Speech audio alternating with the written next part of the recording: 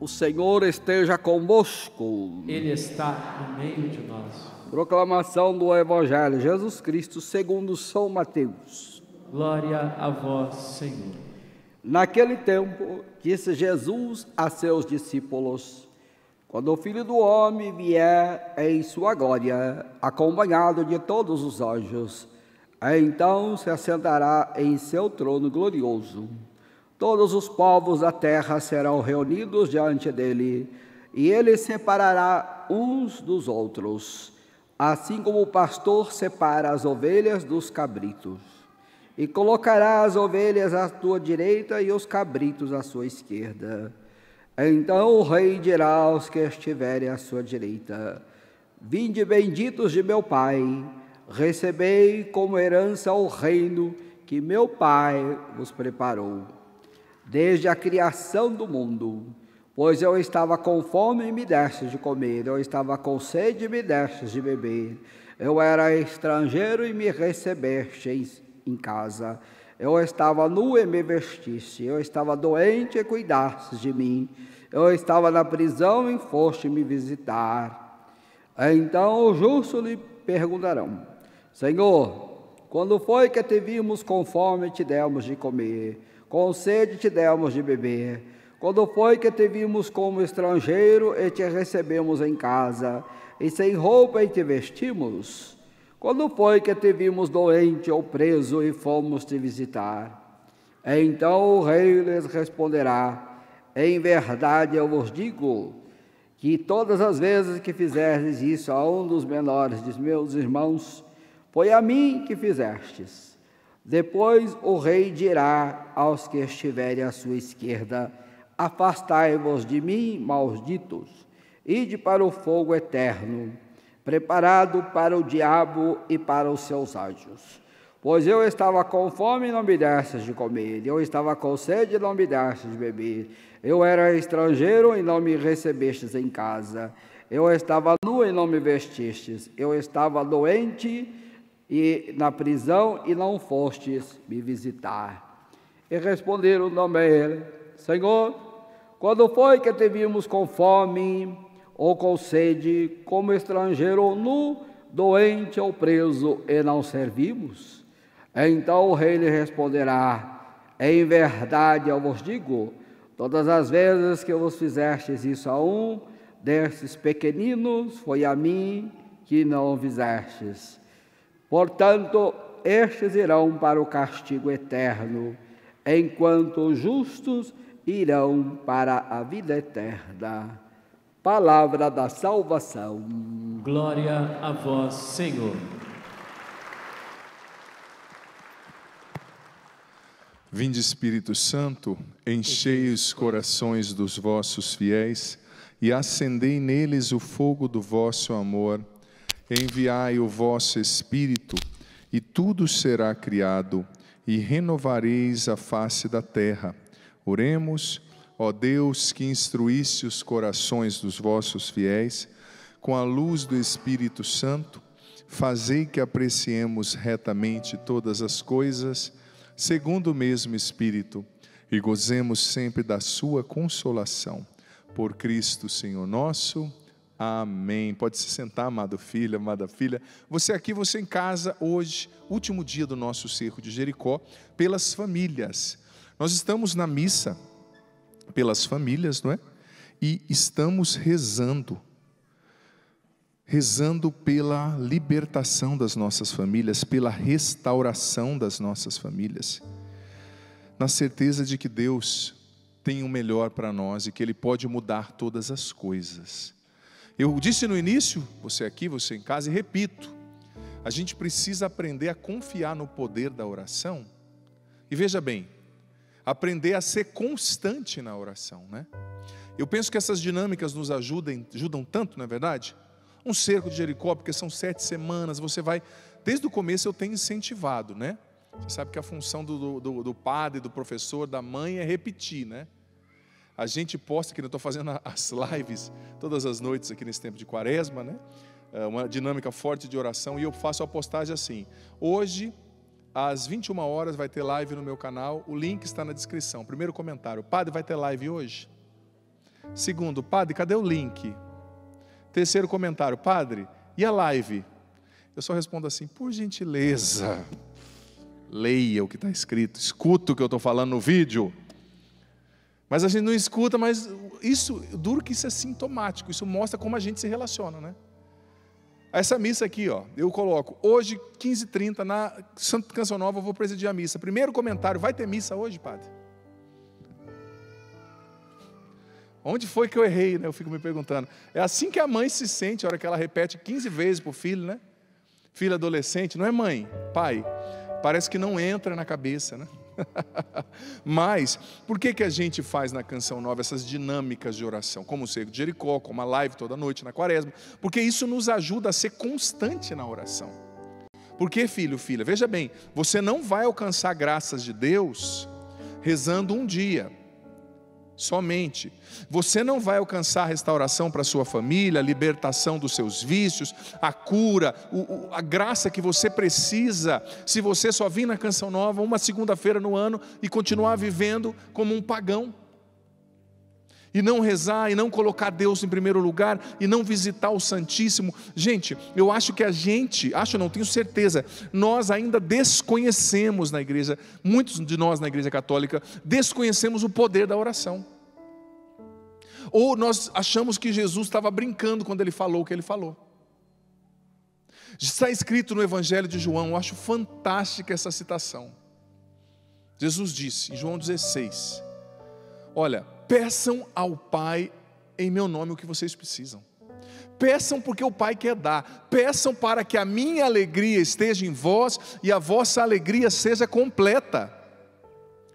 Quanta gente me fala, eu não sou feliz, padre, eu não tenho uma alegria completa. Você não entendeu, Jesus está falando, peça o que você precisa, eu vou te dar e você vai ter a minha alegria em você e a sua alegria vai ser completa. Mas pedir, filho, filha, pressupõe uma atitude, é um verbo, é uma oração, é a vida de oração. Você precisa rezar e ser constante na oração. Eu dei o exemplo do emagrecimento, né? Quanta gente, eu fico admirado. Eu acho que a primeira semana de janeiro é a semana dos hipócritas, né? Primeira semana a pessoa fala, esse ano é o ano, padre, eu vou perder 15 quilos. Né? Só perdeu para fora da calça, né? Os pneus lá. Todo mundo na primeira semana de janeiro faz propósito, né? Esse ano eu vou fazer academia 8 dias por semana. Só tem 7, né? Dias na semana. Mas é aquela coisa hiperbólica, aquela coisa enorme. Em vez de fazer uma coisa mais modesta, né? Cuidado na hora de você colocar meta, porque tem gente que coloca meta que não vai conseguir cumprir. O pior inimigo do bom é o ótimo, né? Faça o bom se você não consegue fazer o ótimo. Daí um dia você vai fazer o ótimo. Mas a gente tem a mania de nos primeiros dias do ano fazer aqueles propósitos, eu vou emagrecer, depois está comendo igual um boi, né? Eu vou fazer academia, depois se torna membro benfeitor, né? Paga e não vai. Quanta gente assim, e também na vida espiritual. Sabe por que a tua vida não está melhor ainda em muitas áreas? Porque você não está rezando como devia. Porque Jesus não mente. Se Ele falou que se nós pedíssemos e rezássemos, a alegria plena dele estaria em nós, Ele não mente. Eu posso mentir, você pode mentir, um político pode mentir, um homem, uma mulher podem mentir, Jesus não. É preciso pedir mais, presta atenção. Nós estamos num cerco de Jericó. É preciso rezar com constância, gente. Constância significa constância. O ato de ser gradativo, paulatino no que você faz. Que nem, nós estamos acabando o cerco de Jericó. Então agora eu posso deixar de rezar para a minha família, né, padre? Acabou o cerco de Jericó. Não. Agora você precisa pegar o hábito do cerco de Jericó e continuar rezando pela sua família. Por exemplo, você que está participando do cerco. Desde o início eu postei a oração e falei, é para você fazer todos os dias para a sua família. Tem gente que só faz na segunda, e quando faz? Né? Depois fala, eu não sei porque a bênção não chega porque você não reza. Porque você não busca o jeito que você devia. Quando você busca a Deus com força, com sinceridade, com desejo, gente, Ele sempre corresponde e responde ao que você está pedindo, ao seu clamor. Ele mostra o que você precisa ver e não enxerga. Sabe?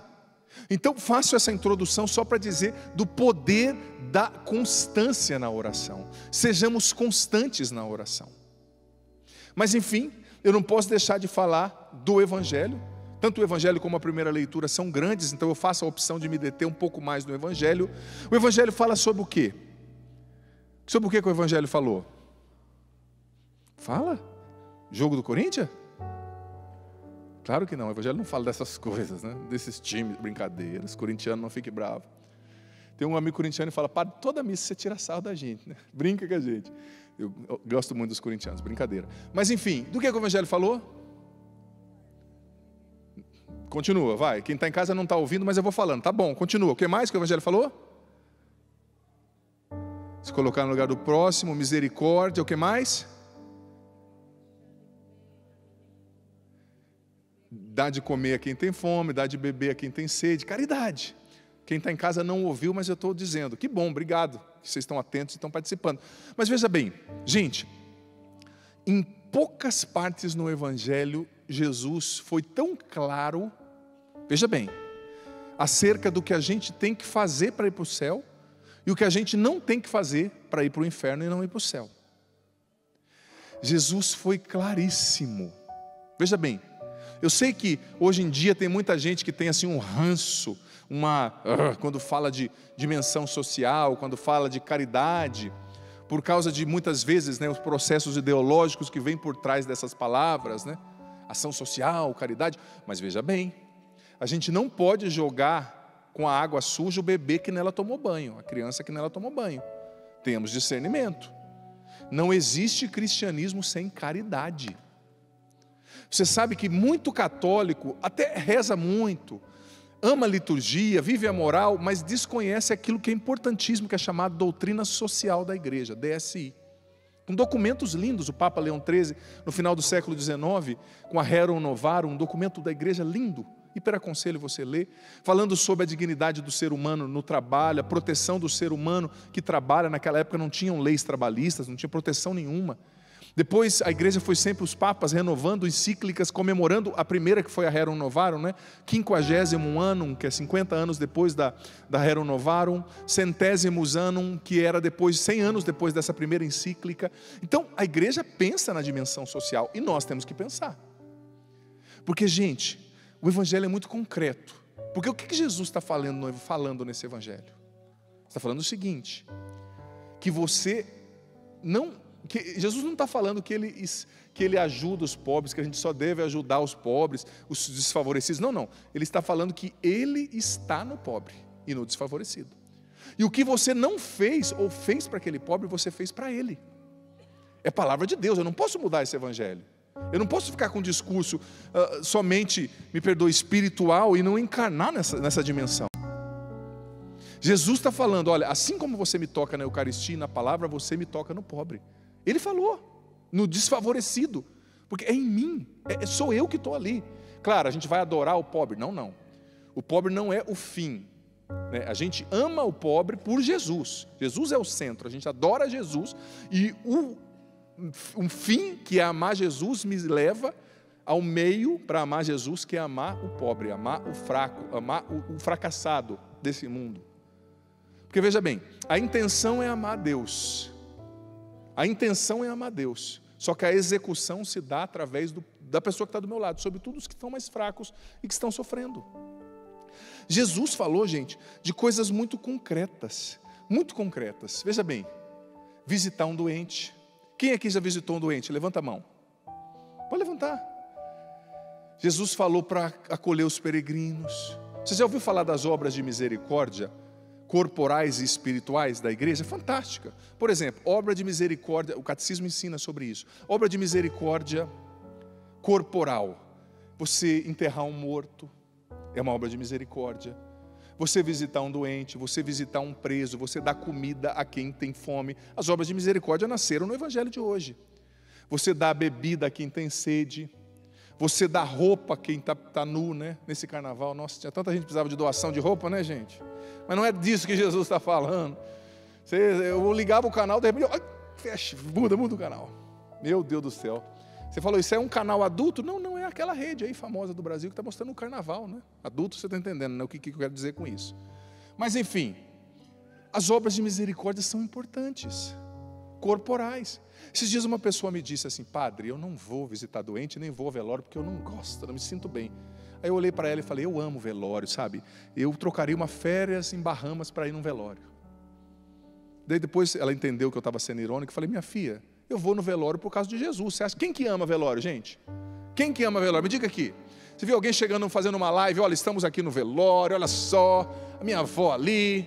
Pô, pelo amor de Deus, ninguém ama velório, ninguém gosta de visitar doente. Você vai por amor a Deus, você vai por amor à pessoa. Agora tem gente, me perdoa, que é tão egoísta, tão centrado em si, tão centrado na busca do prazer, que não consegue ver nada além do próprio umbigo. Ah, eu não gosto de velório. Eu amo, é minha programação preferida de férias. Eu não gosto de velório, eu não gosto de visitar quem está morrendo, mas eu vou, quantas vezes for preciso, por Jesus. Por Jesus, é isso que é viver esse evangelho. Como eu disse, o pobre não é um fim, a igreja não é uma ONG, a igreja é o sacramento da salvação para esse mundo, o corpo místico de Cristo. Mas como nós vemos nos pobres, Cristo, nós os amamos, nós fazemos as obras de misericórdia. Por quê? Porque Jesus está ali. Jesus está escondido nos que sofrem. O Evangelho está dizendo, gente, essas situações que o Evangelho traz, são situações de fracasso, são situações de pessoas fracassadas, humanamente falando, que não têm o que comer, que não têm o que vestir, que estão presas. Mas veja bem, Jesus está falando, se você fez algo por essa pessoa, por mim, que estou escondido nessa pessoa, no dia do juízo você vai para o céu. Se você não fez, no dia do juízo você não vai para o céu. O que Jesus está dizendo? É aquilo que São João da Cruz dizia: no alvorecer da vida seremos julgados pelo amor. Ou seja, o amor vai distinguir quem é cordeiro, quem é ovelha e quem é cabrito. Jesus disse, no último dia o juiz vai vir, vai ter um julgamento, e vai separar as ovelhas dos cabritos. As ovelhas vão para o céu, para a alegria eterna, e os cabritos vão para o fogo eterno. Por quê? Porque não amaram quem precisa. E veja bem, não existe santidade sem caridade, gente. E chega uma hora que ou você é caridoso ou você não é. Tem gente que é cheio de questionamento, cheio de critério. Olha, eu entendo, a gente tem que ter critério. Gente, mas um drogado também come. Mendigo também come. Eu estou aqui com os meus critérios, que no fundo é preguiça de colocar a mão no bolso, às vezes é falta de disposição de ajudar. Chega uma hora que ou você ajuda ou você não ajuda. Jesus está falando aqui de pessoas que, se você não der o que comer para ela, ela não vai ter o que comer. Que você não der roupa, ela não vai ter o que vestir. Se você não ajudar, ela vai morrer. Então chega uma hora que a gente tem que deixar de lado o nojinho, sabe? O preconceitozinho, o questionamentozinho, e simplesmente amar, simplesmente fazer o bem. Sobretudo na quaresma, gente. Qual é a tríplice dimensão que a gente é chamado pela igreja a viver na quaresma? A oração, a penitência e a caridade. É um banco de 3 pés, não existe banco de um pé só. Você está rezando, que bom, amando a liturgia, maravilhoso, fazendo jejum, maravilhoso, mas você tem que fazer caridade. Por exemplo, tomara que todos nós estejamos jejuando aqui. Olha para a cara do seu lado, ele tem cara de... Olha para a pessoa que está do seu lado, tem cara de quem jejua, sim ou não? Quem aqui está fazendo jejum na quaresma? Levanta a mão, não filma não, que eu não quero que ninguém fique com vergonha. Nossa, acho que uns 7. Uma igreja cheia assim, 7. Faz jejum na quaresma, sexta-feira, importante. Você não sabe como fazer jejum? Nunca ninguém me falou. Gente, deve ter 1.329.000 vídeos na internet ensinando como fazer jejum. Eu mesmo tenho um lá no meu canal, que eu fiz a partir do livro do Padre Jonas Abib, que é fantástico, chamado Práticas de Jejum. Peguei o livro do padre e simplesmente falei o livro do padre. Os créditos são dele, não são meus. Tem muitas formas de fazer jejum, todo mundo pode. Tem o jejum total, que é mais difícil. Tem o jejum da igreja, que é só substituir uma das refeições. Até uma mulher grávida pode fazer. Claro, não é para se expor negativamente e ficar sem comer uma lactante. Não é isso que eu estou dizendo, nenhum idoso. Mas tem formas de fazer. É preciso se penitenciar. Mas tirando, o meu foco não é esse. O jejum é importante, a oração é importante, mas o foco de hoje é a caridade. Caridade, gente, é viver o desapego. Quantas pessoas têm 12 pares de sapatos? Quantos dias tem na semana? 7. Você consegue usar todos esses pares de sapato, filho? Existia um santo que dizia que o que você tem no seu armário sobrando não é seu, é dos pobres. E Deus vai pedir conta disso para você no dia do seu juízo. Quantas calças que você tem lá? Aí é que um dia tem gente que é acumulador compulsivo. Nesse dia eu fui numa casa de uma pessoa acumuladora compulsiva. Ela tinha tanta coisa num quarto, uma bagunça lá. Aí eu olhei para ela, o que você vai fazer com isso aqui? Ai, padre, um dia a gente precisa. Era uma coisa, sabe, essas coisas que se tornam obsoletas, que há 30 anos atrás se usava e hoje não tem mais nem como usar. Tem coisas assim, né? Que nem os mais jovens não acreditam que isso é possível. Mas o tio padre já teve um celular que era do tamanho de um tijolo, né? Inclusive você pode ver que eu ando meio torto, é por causa do celular, assim, na época, né? Brincadeira.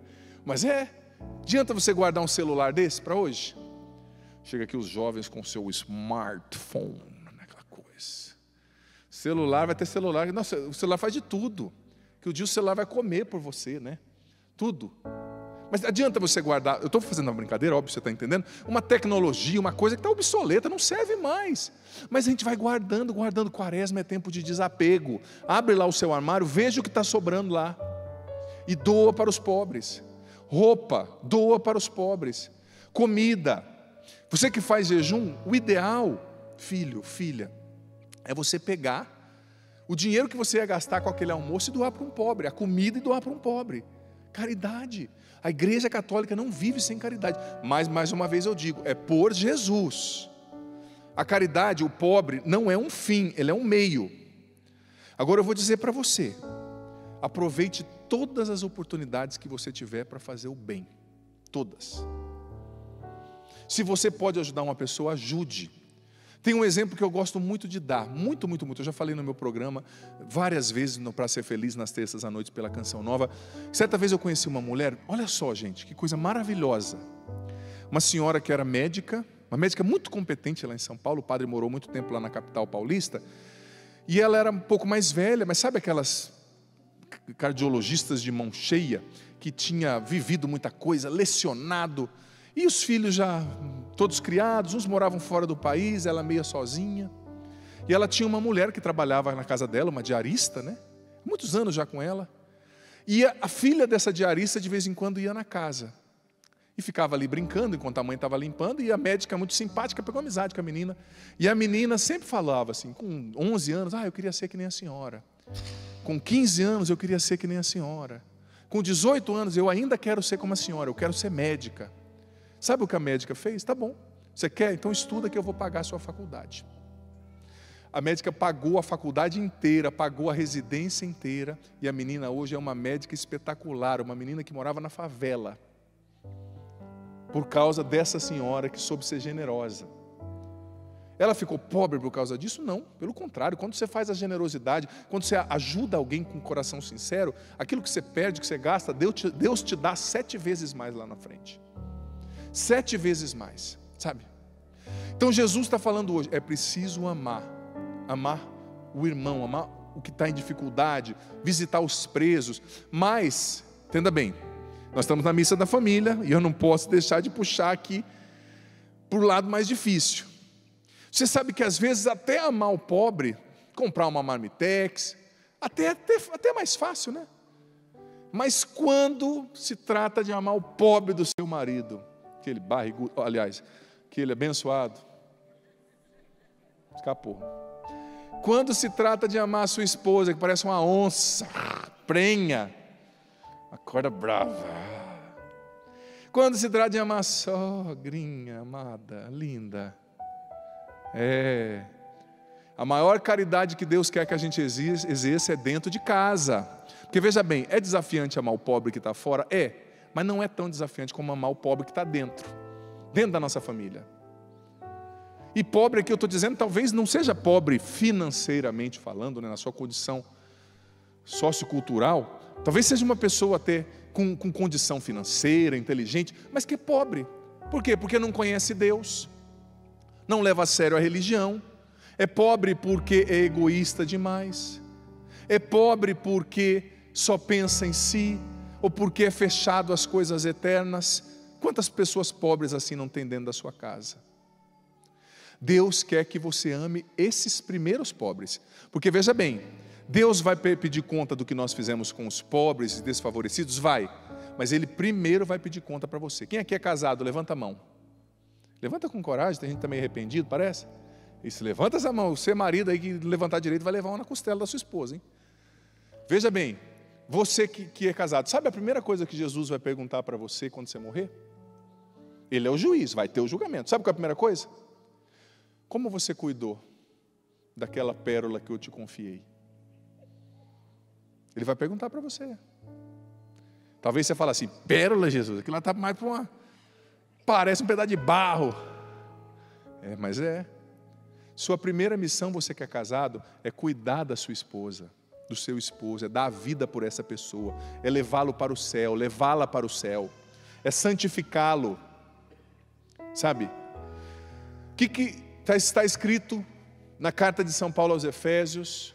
Maridos, amai as vossas esposas como Cristo amou a igreja e se entregou por ela. Cristo amou a igreja e se entregou por ela, dando a vida, morrendo. Dê a vida pela sua esposa, e mulher, dê a vida pelo seu esposo.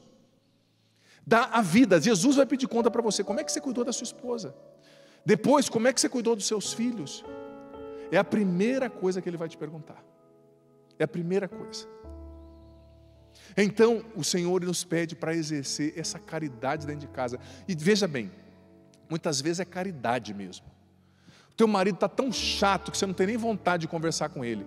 Está sempre chapando o coco, bebendo, com aquele bafo de onça, tadinha da onça, né? Primeira pergunta que você faz para o seu marido de manhã: quanto tempo, meu amor? Há quanto tempo o quê? Você não escova o dente, né? Difícil, às vezes é caridade, eu estou brincando, mas é verdade, às vezes é caridade. É caridade com aquela pessoa que mora com você, que você é chata, que não se cuida, aquele seu irmão que só implica com você, teu pai na bebida. Ai, padre, eu tenho o direito de não gostar. Você tem o direito de não gostar, mas você tem o dever de amar. Então, fica elas por elas, né? Eu sei, não estou dizendo que o errado que o seu pai fez é certo, que o errado que o seu avô fez é certo. Não, o errado é errado. Mas Jesus nos pede o amor às pessoas mais difíceis. Você sabe que nem é bom falar difíceis, mas às pessoas mais desafiantes, né? O amor às pessoas mais desafiantes. Talvez na sua casa tenha um monte de gente desafiante. O seu filho, o seu marido, a sua sogra. Mas é aí que Jesus quer que você ame. Mas como, padre? Jesus já falou no Evangelho. Como você faz para amar uma pessoa difícil, desafiante? Jesus já matou a charada no Evangelho. É só ver Jesus nessa pessoa. O que Jesus disse? Foi a mim que você fez. Quando você amou, foi a mim que você fez. Quando você não amou, foi a mim que você fez. Você sabe que algumas das pessoas que estavam ali naquele julgamento, a impressão que dá é que eles falaram assim: ah, Jesus, nós não sabíamos que era você. Se nós soubéssemos, nós tínhamos te dado comida. Não, mas Jesus está escondido. Escondido nos pobres dentro da nossa família. Os pobres de fé, os pobres de espiritualidade, os pobres de Deus. Quer pobreza maior do que não ter fé? Quer pobreza maior do que ser materialista, apegado às coisas?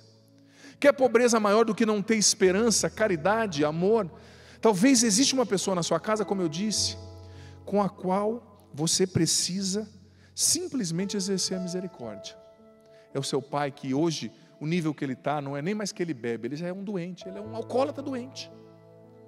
Então, ou você ama, ou você só briga. Talvez ele está na fase terminal, no final da vida dele. Estou falando que ele está certo, ele não está. Mas você não tem o direito de não honrar o seu pai e a sua mãe, porque eles te dão trabalho de alguma forma. É bíblico honrar o pai e a mãe. Honra teu pai e tua mãe para que você seja feliz e tenha uma vida longa sobre a terra. Efésios capítulo 6. Se você não honra o seu pai e sua mãe, você não vai ser feliz e não vai ter uma longa vida sobre a terra. Longa vida sobre a terra, desculpa. É difícil, é desafiante, gente, mas amar dói. Sabe por que para nós é tão difícil amar hoje em dia, gente? Porque nós somos a sociedade viciada no conforto. A gente quer tudo fácil, tudo delivery. A gente tem se paganizado, a gente está cada vez mais egoísta. Por isso que a gente não quer amar ninguém, a gente só olha para o nosso umbigo. Tem que ser do jeito que eu quero, então eu não quero ouvir mais minha avó idosa, eu quero só ficar na frente da televisão vendo série. Eu não quero mais conversar com meu marido ou com meu pai que dá trabalho, eu quero ficar só na rede social. Por quê? Porque é mais fácil, me dá prazer e eu esqueço dos meus problemas. Mas esse é o caminho da perdição. Você que é cristão, não viva como pagão. O cristão que não ama não é cristão. Como eu disse, tem gente que tem uma birra com esse discurso, mas não dá para tirar do evangelho e guardar só o que a gente gosta de ouvir. Deus te chama a amar na sua casa o Jesus que está escondido em cada pessoa lá. É desafiante, mas Ele está lá. Tem certeza, Padre? Tem, olha melhor que você vai ver. Talvez você não vai ver, mas creia, né? Na minha irmã, Padre, Jesus está em todas as pessoas que Ele colocou no seu caminho. Amém? Vamos ficar em pé. O Padre vai fazer agora a oração do cerco de Jericó, que eu tenho falado toda segunda-feira, que é para a gente rezar todos os dias dessas 7 semanas. Quem rezou vai colher os frutos, quem não rezou não vai colher os frutos espirituais. De toda a dinâmica, claro, né? Do cerco de Jericó pelas famílias. O Padre vem aqui diante agora da imagem da Sagrada Família, e eu vou rezar essa oração, que está também na internet, nas redes sociais do Padre já. Coloca a mão no teu coração, filho, filha. Coloca a mão no teu coração e pensa nas pessoas da sua casa que precisam ser atingidas por Jesus, que precisam ser curadas pelo Senhor, libertas, salvas. Eu vou ministrar essa oração. Você que tem vai rezar junto, você que não tem vai trazer essas pessoas no seu coração nesse momento. E mesmo você rezando, traga no seu coração cada uma dessas pessoas. Senhor Jesus, Tu estás no meio de nós. Pedimos que o Senhor venha em nosso auxílio com a Tua misericórdia e libertação. Senhor, intervém na situação de nossa família e liberta-nos de todo mal. Desculpa, o Padre pegou a oração errada aqui, só um minuto. Tem outra oração colocada aqui. Vamos lá. Senhor Jesus, Tu me conheces e conheces a realidade da minha família. Sabes o quanto precisamos de Tua bênção e da ação de Tua misericórdia. Eu confio em Ti e hoje invoco o Teu nome sobre todas as pessoas e situações da minha família. Restaura minha casa, Senhor. Realiza uma obra de profunda cura, libertação e restauração na minha vida e na vida dos meus. Liberta minha família de toda maldição, derrota e julgo hereditário que pese sobre nós. Desfaz, Jesus, em Teu nome, todo laço e consagração ao mal que porventura nos amarre.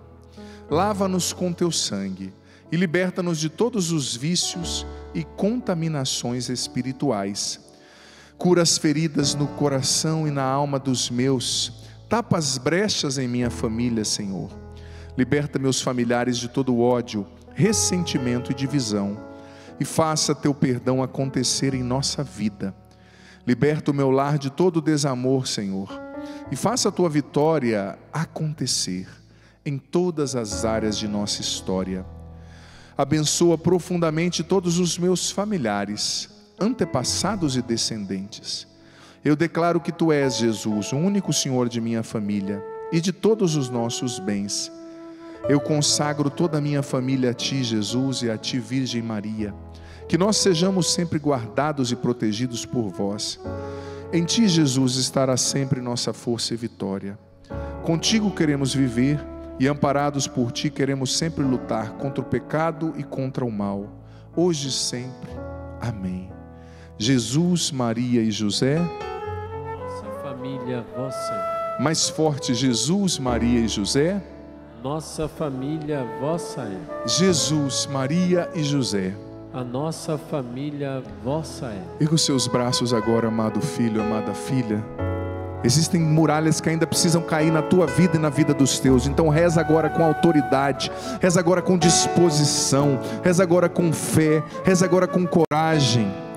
Repita depois do Padre: Jesus, Jesus, a Ti eu consagro a minha família. a Ti eu consagro a minha família. Derruba agora, Senhor, Derruba agora, Senhor, pelo poder do Teu santo nome, pelo poder do Teu santo nome, todas as muralhas todas as muralhas que se levantam contra a minha família, que se levantam contra a minha família, as muralhas do pecado, as muralhas do pecado, da impureza, da impureza, da mentira, da mentira, do adultério, do adultério, do vício, da divisão. divisão. Derruba, Senhor, as muralhas Derruba, Senhor, as muralhas na minha casa, na minha casa, na vida dos meus. na vida dos meus. Eu te entrego agora, Senhor, Eu te entrego agora, Senhor, aqueles na minha família aqueles da minha família que não te reconhecem como Deus, que não te reconhecem como Deus, que não te reconhecem como Senhor. que não te reconhecem como Senhor. Liberta-os agora, Liberta-os agora. cura-os agora, Jesus. Cura-os agora, Jesus. Derrama o teu Espírito Santo Derrama o teu Espírito Santo sobre toda a minha família, sobre toda a minha família, libertando-nos da maldição, libertando-nos da maldição, dos julgos, do jugo, de todo o mal de todo o mal que pese sobre nós. que pese sobre nós. Vem, Espírito Santo, Vem, Espírito Santo, sobre mim e minha família. sobre mim e a minha família. Batiza-nos agora. Batiza. Pessoas que estavam desanimadas de lutar pelas famílias estão sendo reanimadas pelo Senhor agora, levantadas da prostração. Obrigado, Deus. O Senhor ama as nossas famílias e não desiste delas. Obrigado. Vamos aplaudir o Senhor, amado filho, amada filha, que nos reúne aqui. Que pode ser mais forte, que já está trabalhando na realidade da nossa família e da nossa casa. Nós cremos e proclamamos: Jesus é vencedor nas nossas famílias. Amém?